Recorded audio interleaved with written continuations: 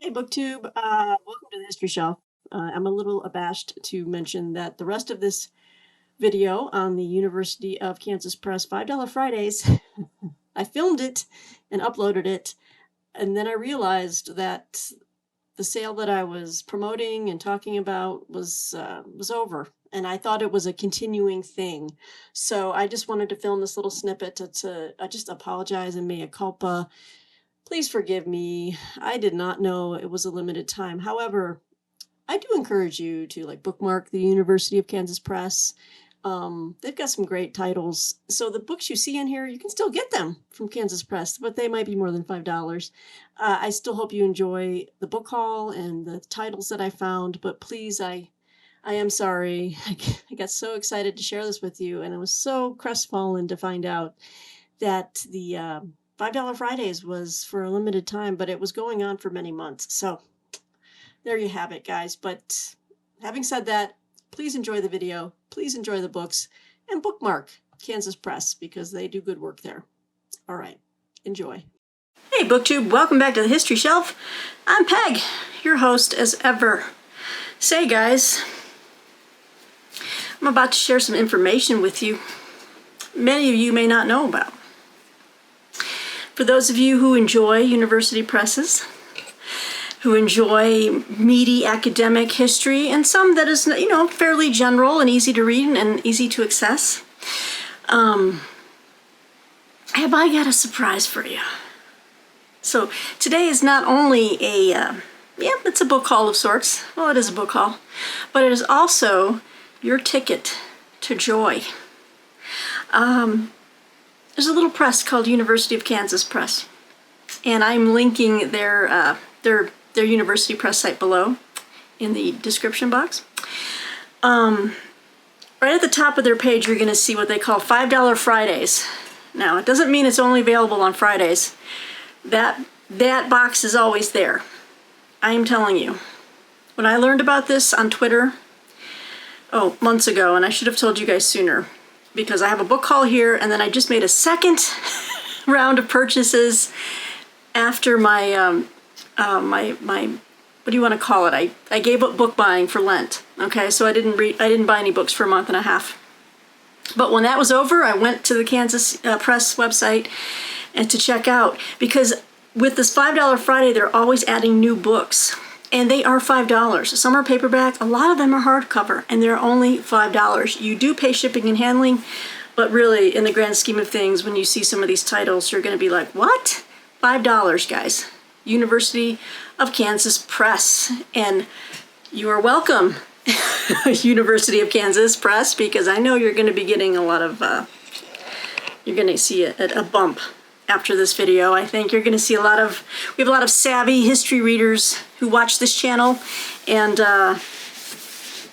they like to buy the best, you know what I'm saying? So $5, University of Kansas Press. So what did I get from my first ever $5 Friday book haul from the University of Kansas Press? Well, check this out, Civil War lovers. I picked up Commanding the Army of the Potomac. Focus on that. By Stephen R. Taff, or Taffy. Wouldn't that be fun if it was pronounced Taffy? Again, it's a Kansas, University of Press, Kansas Modern War Studies series.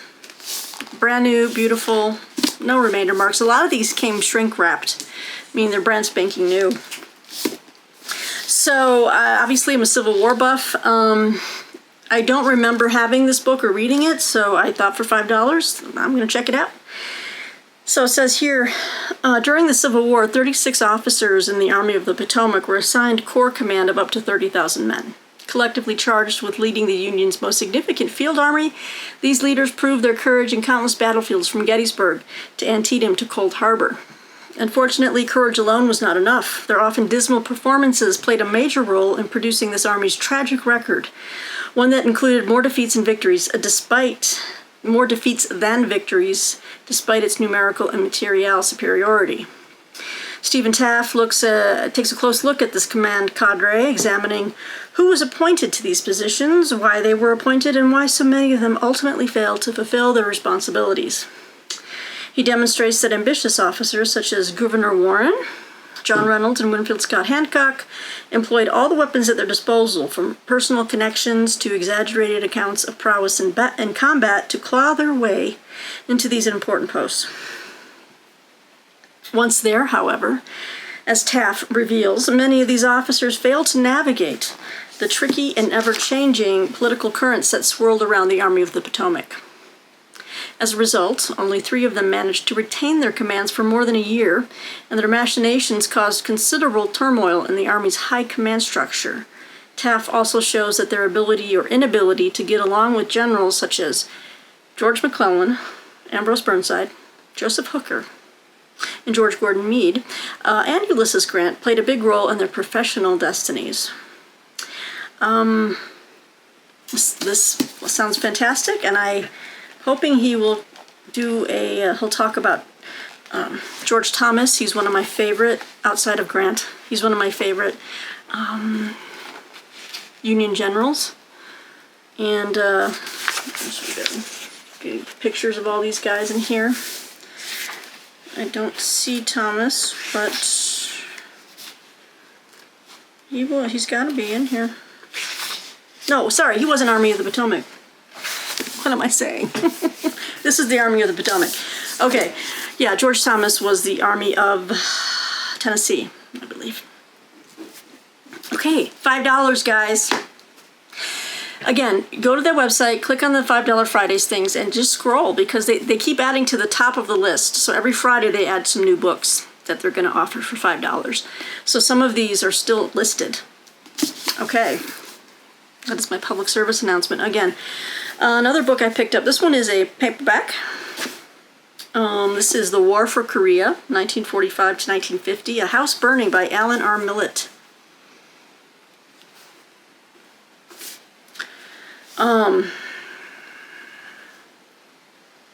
This is also part of their Modern War Studies series. Let's see, apparently this might have been a first volume. If so, I might need to keep an eye out. This came out in 2005. I can just read to you a blurb from the back. This first volume of Millett's long-awaited major history of the war has been well worth the wait.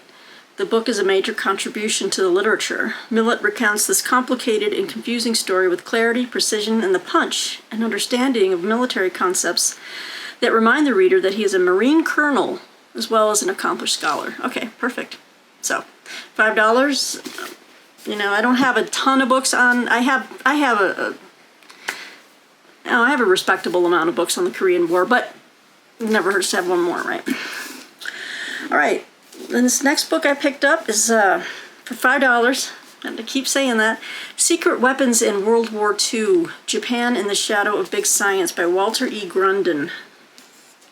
Trying to avoid the glare. All right. Let's see here. The atomic bomb. Rocket-propelled bombs, jet propulsion, radar. By failing to develop effective programs for such secret weapons, Japan increased the probability that it could not triumph over its more advanced enemies. While previous writers have focused primarily on strategic, military, and intelligence factors, Walter Grunden underscores the dramatic scientific and technological disparities that left Japan vulnerable and ultimately led to its defeat in World War II. Gruden's fascinating analysis of this fundamental flaw in the Japanese war effort seamlessly weaves together science, technology, and military history to provide an entirely unique look at a crucial but understudied aspect of World War II. Comparing the science and weapons programs of all the major combatants, he demonstrates that Japan's failure was nearly inevitable, given its paucity of strategic resources, an inadequate industrial base, the absence of effective centralized management to coordinate research, military hostility towards civilian scientists, and bitter inter-service rivalries. In the end, Japan could not overcome these obstacles and thus failed to make the transition to the kind of big science it needed to ward off its enemies and dominate the Far East. Minus the appendix and the bibliography and the extensive endnotes, this is about 200 pages, so that's not too bad. I thought this was an interesting kind of zeroed in look at science and the science and the use of it for in wartime, but also how the Axis and obviously Japan was not utilizing it to its full potential, and this will give a kind of a inside look at that. So I was intrigued by the book description. So again, for the amount of money I spent on it, it's well worth it. Now this is a nice big chunkster of a book, hardcover, beautiful condition. I mean, everything's brand new. $5. I can't get over it. This is Republicans and Race, the GOP's frayed relationship with African Americans, 1945 to 1974, by Timothy N. Thurber. Thought this was very appropriate read, and especially with just, I don't know, everything going off the rails in the country and the politics and the division. I don't know. I thought a history of this would be, how did the party of Lincoln devolve into what it has devolved? And then how did the Democrats, which were the most vile of, racists and Jim Crow laws, and then how they became the bastion of everything today. It's just, how did that happen? Which is crazy. I'm not going to talk about politics. Oh my God. So Republicans and Race. I thought this would be interesting. If I may be only able to read it in little bits here and there. I can only stomach politics for so long, and then I get pissed off. So what are you gonna do? Anyway, okay. So let me give this poor man a shout out for his book here. Okay. Skeptics might rationalize that Mitt Romney received a scant 6% of the black vote in 2012, only because African Americans would naturally favor one of their own.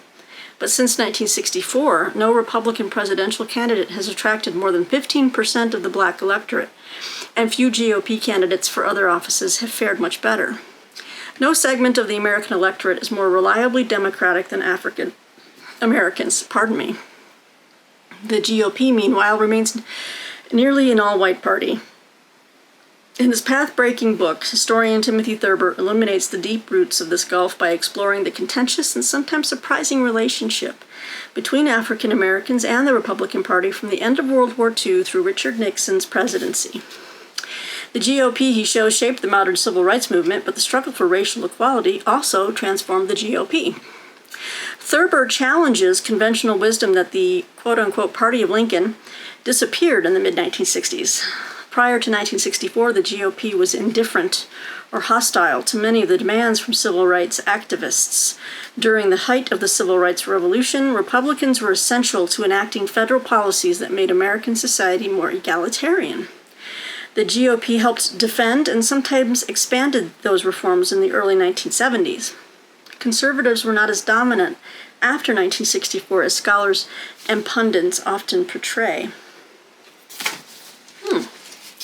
Yet throughout these 3 decades, the rift between African Americans and the GOP remained substantial. They disagreed often sharply over the role of the federal government, particularly regarding economic matters, and the integration of schools and neighborhoods. They had different views about race and American society. They also clashed in the political arena, where Republicans wrote off the black vote as unwinnable, irrelevant, or counterproductive to their drive to supplant the Democrats as the nation's majority party. The GOP preferred to court whites nationwide, sometimes by appealing to their racial animosities. That strategy often yielded electoral success, but the legacy of the past looms large in the early 21st century. With its depth of research and insight, Republicans and Race will stand as a definitive study as the GOP ponders the composition of its base in future elections. So I think that's an important topic, an important book. So I picked that one up for sure. It's always intrigued me. Okay, we're moving on. Where are we at? 13 minutes? We got a lot more books coming.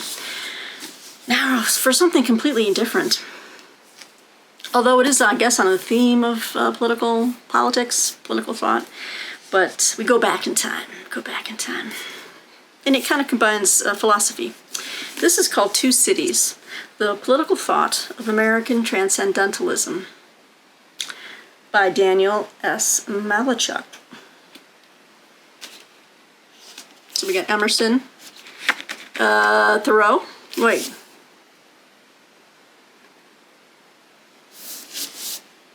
Pretty sure that's Thoreau. Elizabeth Barrett Browning. I don't, I'll find out. So anyway, okay guys,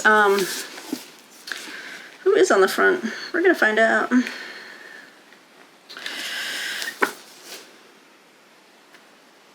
Oh, you don't make it easy. Okay guys, anyway, I'm sure most of you know who the folks are on the front. It says here, since the late 18th century, the ideals of political democracy and individual flourishing have become so entangled that most people no longer differentiate them. The American transcendentalists did. Two Cities is the first comprehensive account of the original but still underrated political thought of this movement, especially that of its three major authors. Okay, so these are the three people on the front of the book. Ralph Waldo Emerson.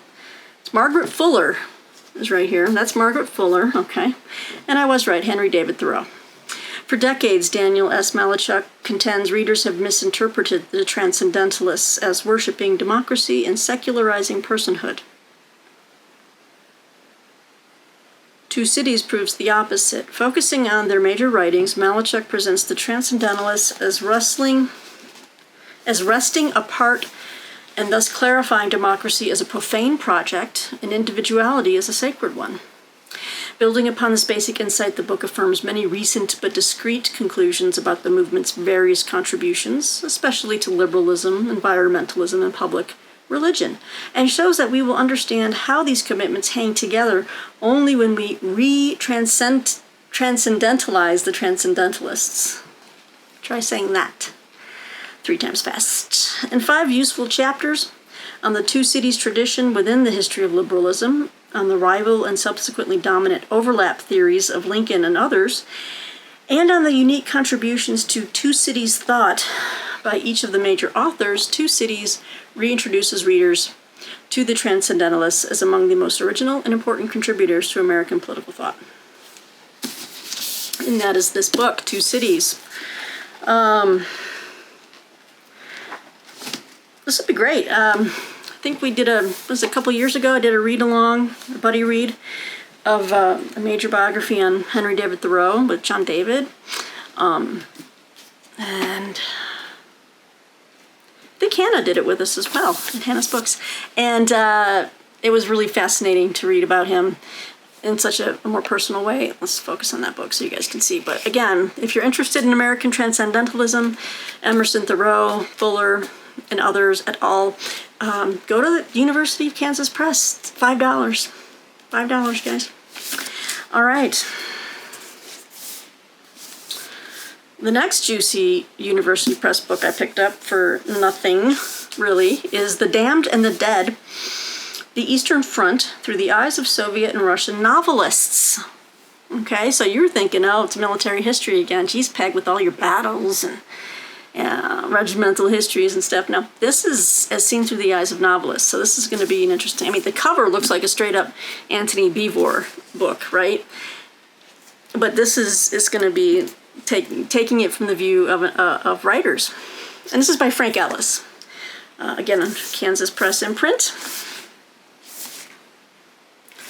So let me read to you. The confrontation between the Wehrmacht and the Red Army on the Eastern Front of World War II was defined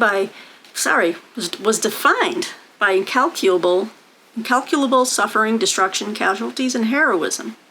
While many historians have chronicled the epic nature of that arena of war, it has largely been left to Russian novelists to fully express the intense human dimensions of that conflict.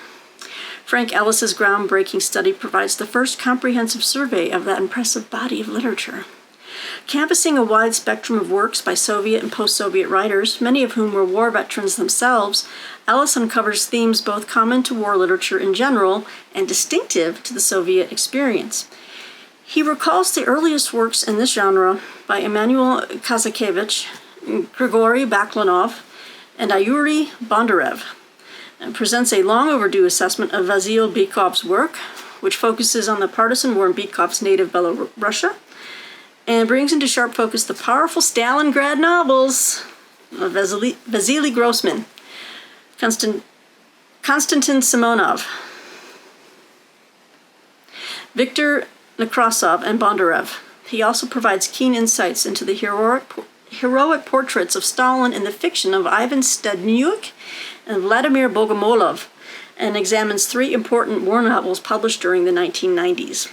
We've got Viktor Astafyev's The Damned and the Dead. That's where they take the title of this book.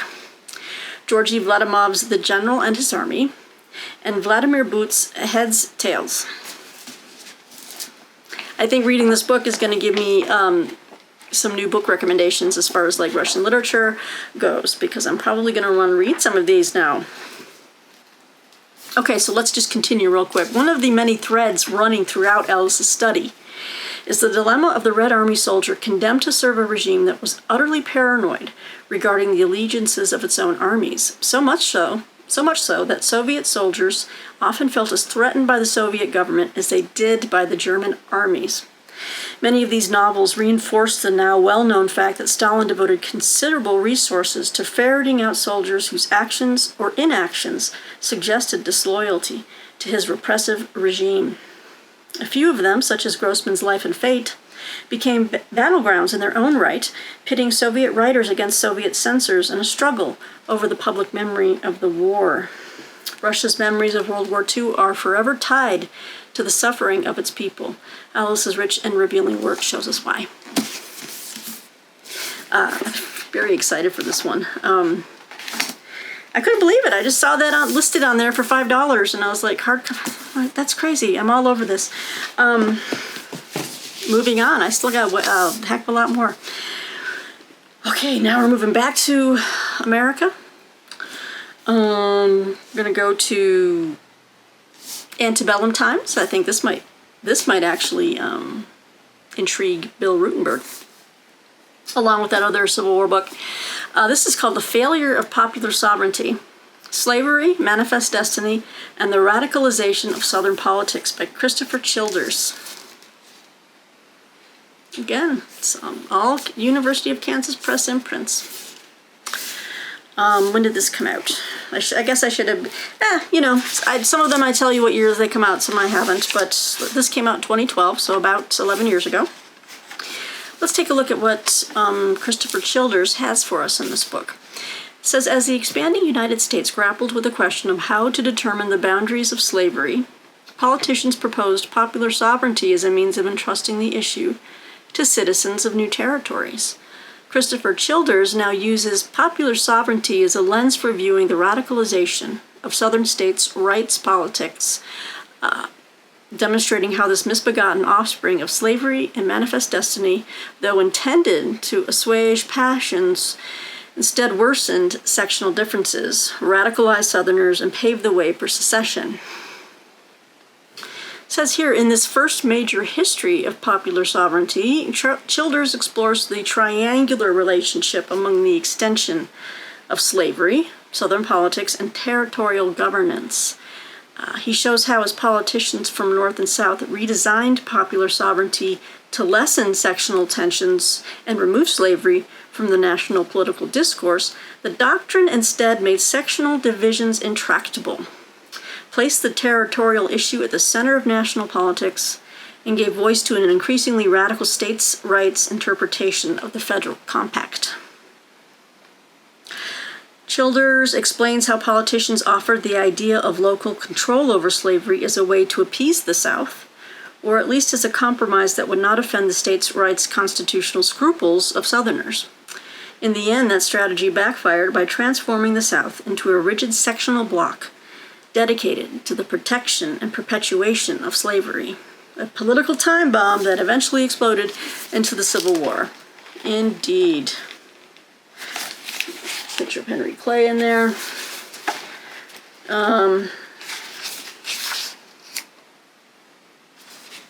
This could be a good read. I don't know how what his prose is like, or what his writing's like, what his writing style, but I'm intrigued. So there you go, guys. There you go. Focus on the book. There you go. Here's another book that I know that, well, Bill Rutenberg probably already owns this book. But if not, Bill, $5. It's Lincoln, baby. This is Lincoln's Rise to the Presidency by William C. Harris. I don't know why I just kind of spit on there. I'm sorry. That's my book, so I'm not, so I can spit all over it, you know. I'm feeling a little punchy tonight, guys. Sorry. I don't think I've ever read William C. Harris's book on Lincoln's rise to the presidency. I don't know if this is just a full-on biography or just very kind of honed in to when he started. Well, it looks like he does start from his... Well, let's find out. How about if I read the dust jacket? It could probably tell us some of this, right, Peg? Adopting a new approach to an American icon, an award-winning scholar re-examines the life of Abraham Lincoln to demonstrate how his remarkable political acumen and leadership skills evolved during the intense partisan conflict in pre-Civil War Illinois. By describing Lincoln's rise from obscurity to the presidency, William Harris shows that Lincoln's road to political success was far from easy, and that his reaction to events wasn't always wise or his racial attitudes free of prejudice. Although most scholars have labeled Lincoln a moderate, Harris reveals that he was by his own admission a conservative who revered the founders and advocated adherence to the old and tried. By emphasizing the conservative bent that guided Lincoln's political evolution, his background as a Henry Clay Whig, his rural ties, his cautious nature, and the racial and political realities of central Illinois, Harris provides fresh insight into Lincoln's political ideas and activities and portrays him as morally opposed to slavery, but fundamentally conservative in his political strategy against it. All right. It says here, Harris provides in-depth coverage of Lincoln's controversial term in Congress, his reemergence as the leader of the anti-slavery coalition in Illinois, and his Senate campaign against Stephen A. Douglas. He particularly describes how Lincoln organized the anti-slavery coalition into the Republican Party while retaining the support of its diverse elements. Oh, and sheds new light on Lincoln's ongoing efforts to bring know-nothing nativists into the coalition without alienating ethnic groups. He also provides new information and analysis regarding Lincoln's nomination and election to the presidency, the selection of his cabinet, and his important role as president-elect during the secession crisis of 1860 to 61. Let me check what year this was written. That's kind of key when it says new information. Okay, this was 2007, so I'm thinking any of the recent Lincoln biographies or Lincoln studies, I'm sure used this as a source, if there was new information in here. But I'm intrigued. Obviously, I feel like I've read everything there is to read on Lincoln, but I really haven't. And I know if anyone can claim that mantle, it's Bill Rutenberg. So, I mean, I still have like the three-volume biography of Abraham Lincoln by Sidney Blumenthal to tackle yet. But I did buy this one.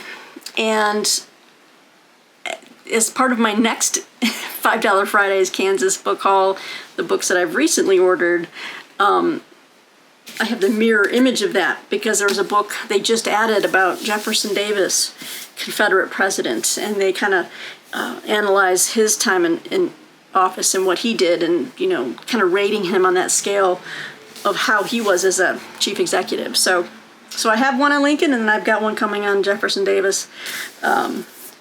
Just because I'm a Civil War nut, and read everything I can on that. So that's part of my next Kansas Press book haul, $5 Friday madness.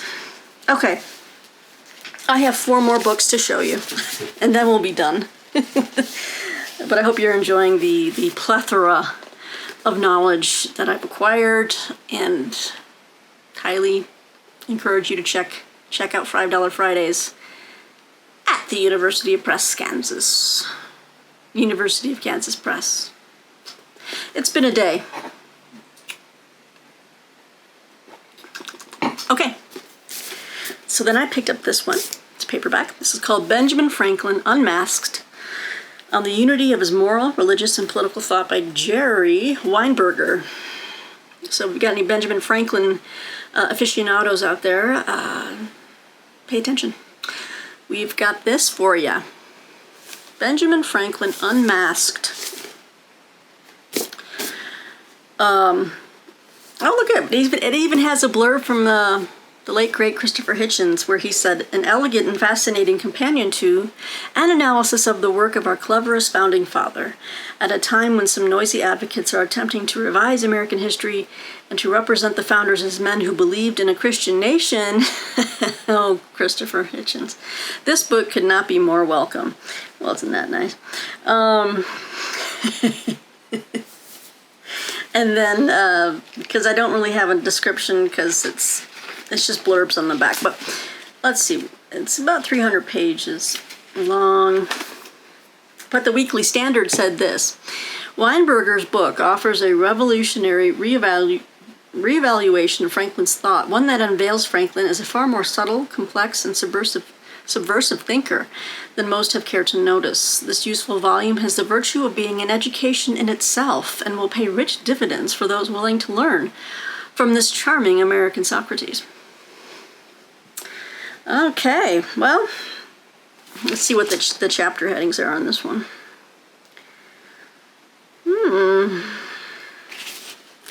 Okay, so it covers, 2 chapters cover the autobiography, Franklin's autobiography. A comic moral saga, question mark, or just a pack of lies, question mark. Talks about the philosophical wag, shameless Ben, the metaphysical follies, dialectics and the critique of morality, the political principles of the good life, the political project of the good life, and then the conclusion was that's called, will the real Ben Franklin please stand up? Isn't that fantastic? All right. So I picked that up because I was curious, and I haven't actually read a biography on Benjamin Franklin. I know H.W. Brands has got one.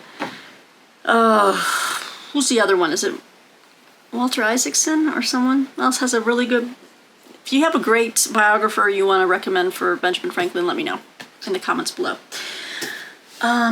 So this one really, I know this is way different than what I've showed so far, but I'm intrigued. Again, I've been overusing that word, but my interest gets piqued so easily by just a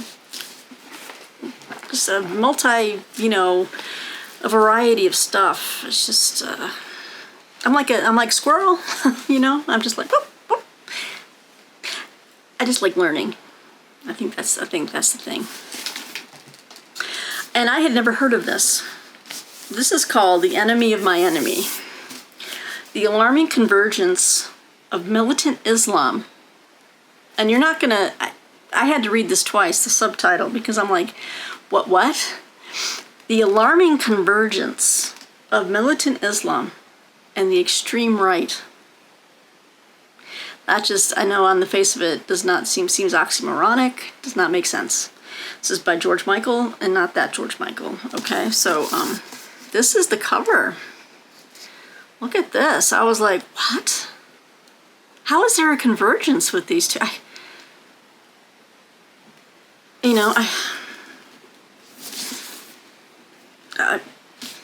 Obviously maybe with the sanctioning or the being okay with violence part, but okay, let's take a look here. In the violent world of radical extremists, the enemy of my enemy is my friend. In this provocative study, George Michael, not that George Michael, I keep thinking this, George Michael reveals how that precept plays out in the unexpected bonding between militant Islam and the extreme right in America and Europe. At first glance, these two groups would seem to share little, if any, common ground. Why would various neo-Nazis, Holocaust deniers, white separatists, and anti-government radicals find themselves attracted to movements such as Al-Qaeda, Hezbollah, Hamas, and Egyptian Islamic Jihad? After all, the extreme right's racist and radical Christian segments tend to deride and exclude all non-whites and non-Christians, while Islamic fundamentalists angrily denounce all non-Muslims, especially Americans, as infidels. Nevertheless, as Michael shows, they have developed strikingly similar critiques on such issues as American foreign policy, the media, modernity, and the New World Order. The first book to focus on the growing linkage between these two movements, The Enemy of My Enemy, analyzes the histories and ideologies guiding these disparate groups, clarifies the nature of their mutual appeal, and shows how the internet and globalization have made increased interaction possible. Michael notes that one particularly dominant thread running throughout both camps is a fervent, is a fervent anti-Semitism, accompanied by strong pro-Palestinian views, anger over Israel's influence on American policymakers, and opposition to the Iraq War and the U.S. presence in the Middle East. Michael also speculates on how the so-called war on terror might unfold if this unexpected and alarming convergence grows stronger. While the thought of Americans assisting or fighting alongside Islamic militants in America sounds utterly far-fetched, Michael points out that some members of the extreme right have publicly expressed admiration for al-Qaeda's audacious attacks on 9/11. Well, they're scumbags. Absolute scum. Daring to consider the unthinkable, Michael provides an insightful and sane look at the possibilities for collaboration between these groups and raises a quiet but clear alarm for anyone concerned about America's future. So let's see when this book came out. 2006. All right, so 17 years ago. Still very intriguing. And we're letting Daisy into the room now. All right. This kind of goes in with my studies on Islam as well. So I've done a lot of studying on that and jihad. So thought I'd take a look at this. It's an intriguing concept, but terrifying. Okay, 2 more books, guys. We're at 35 minutes. All right. You know me, my esoteric titles. I love esoteric titles. I like things that are just different. They're eclectic. They're out there. They're like... This is called Russia's Sisters of Mercy in the Great War. More Than Binding Men's Wounds by Lori S. Stoff. See, look at that. Nice. It's a beautiful book. $5. Gotta say it one more time.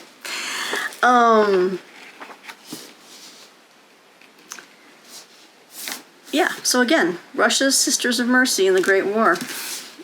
You know, I'm wondering if they'll talk about, the Grand Duchesses.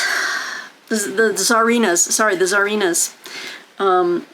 You know, Nicholas and Alexandra's daughters, they became nurses with the Red Cross in World War I. And I think so. Let's see, what do we have here? What is going on here? Whoa, hello, Henry. I just saw something in here. Ow! I'm not showing this. This is horrific. Postcards circulated among Russian troops featuring... Oh, that's horrible! Sexualized images of Sisters of Mercy. It's from a book called Eroticism in Russian Art. Okay. Okay, that is bad news, bears. Okay. Let's get to that. That comes later on in the book. I'm sure they'll maybe mention this in the dust jacket.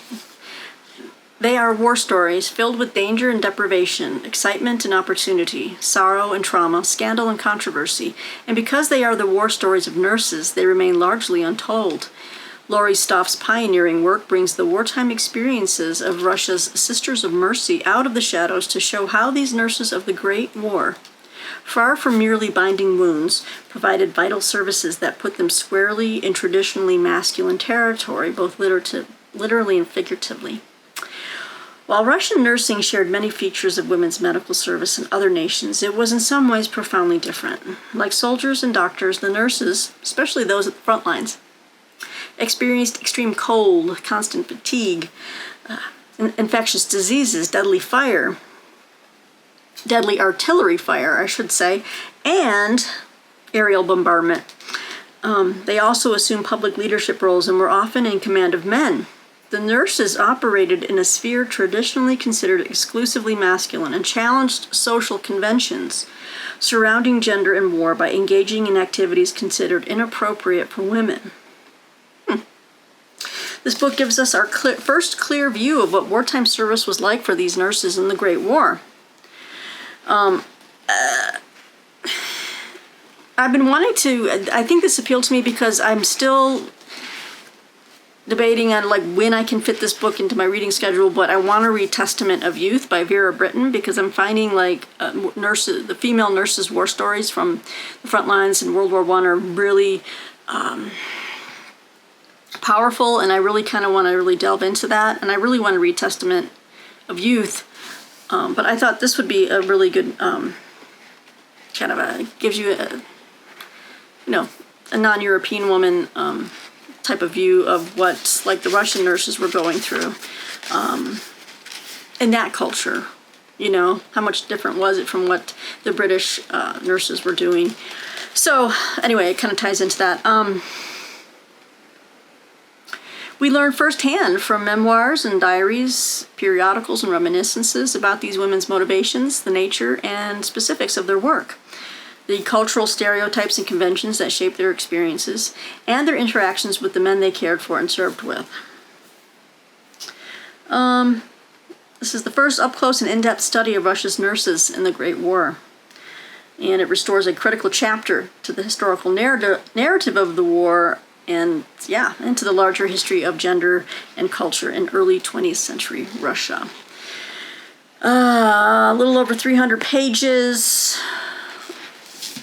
and I'm not going to show that picture to you. It was just a cartoon, but it was just like, oh, come on now. Oh, but these are evocative, huh? Yeah, these are the stylized images, look at that. I just thought this would be a great... I don't have enough history on women, and so this kind of fit the bill on a couple different levels for me. So I love it. Russia's Sisters of Mercy in the Great War. What a great find at Kansas Press. All right. Oh, I didn't realize I'm finishing on this book. Well, here's another like antebellum book, American history. I think I picked up another book from Kansas Press in the most recent order I did that will be here soon. I think I got some of this guy's writings. Not that I like him, but I just like to read about everyone during this time period. And this is Majority Rule versus Consensus: The Political Thought of John C. Calhoun by James H. Reed. Again, not a fan of him or anything. I just like to read about all these different people, the different arguments and debates that they had during the time. I wrote a whole paper on the nullification crisis, which this guy kind of spearheaded, and how President Andrew Jackson took him on. Okay, so let me just read this real quick and then we'll wrap up. John C. Calhoun may be best known for his stature in the U.S. Senate and his controversial defense of slavery, but he is also a key figure in American political thought. The staunchest advocate of the consensus model of government as an alternative to majority rule, he proposed government not by one, by few, or by many, but by all, each key group enjoying veto rights over collective decisions. Some consider consensus preferable to majority rule in deeply divided societies, and consensus theory has been advocated in such contemporary works as Lani Gugnier's The Tyranny of the Majority. James Reed's book, the first historically informed, theoretically sophisticated critique of Calhoun's political thought, goes beyond previous studies to ask key questions about the feasibility of consensus. Reed critically examines Calhoun's arguments, considering both their antebellum context, including Calhoun's spirited defense of slavery, and modern-day attempts to apply consensus models in Northern Ireland, the former Yugoslavia, and South Africa. Reed sheds new light on the crisis leading up to the Civil War by exploring Calhoun's conviction that his uncompromising defense of slavery would help preserve the Union. He also juxtaposes Calhoun's thought with that of Jefferson and Madison, whose legacies Calhoun invoked to support his claim that states had the right to nullify federal law And he contrasts Madison's ultimate faith in majority rule with Calhoun's ultimate rejection of it.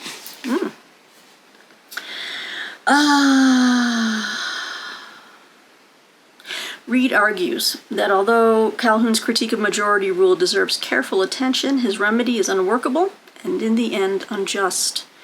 Reed demonstrates that governments ruled by consensus tend to be ineffective, that they are better at preventing common action than achieving common goods, and that they privilege strategically placed minorities rather than producing genuine consensus. This is sounds really good. Oh, majority rule versus consensus is a provocative work that sheds new light on the promise and limitations of democracy, showing that despite the failure of Calhoun's remedy, his diagnosis of the potential injustice of majority rule must be taken seriously. It discourages uncritical celebrations of democracy in favor of reflection on how committed Democrats can better address the problems that Calhoun attempted to solve. So, that's going to be thought-provoking. Yeah, so like I said, I have another book coming soon on kind of going deeper into his political thought on that. Focus on the book. There you go. All right, guys. Well, you know, I could try to do a pyramid here, but I would probably snap my arm off. It's pretty damn heavy. That's just one stack. That's just one stack. And here's the other stack. Okay, that's all for University of Kansas Press. I'm just going to call them Kansas Press. Okay. Check out their link below.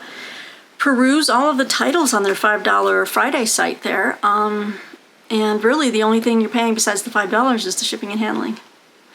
So see what you like there. Let me know what you think of these books. I think it's a broad spectrum of stuff, and I'm excited to share with you the little stack of books I picked up after my, you know, I took a break from buying books again, like I said, in Lent, over Lent, and so when that was over, I was like, geez, should I go to the Kansas Press website and see if they have any new books? And sure enough, they did. So I bought a few more. So what are you gonna do? All right, guys, let me know what you think of this video and of these books. Talk to me below. You know where to hit me up. Hope you're doing well out there, and we'll talk to you guys soon. Be good. Bye.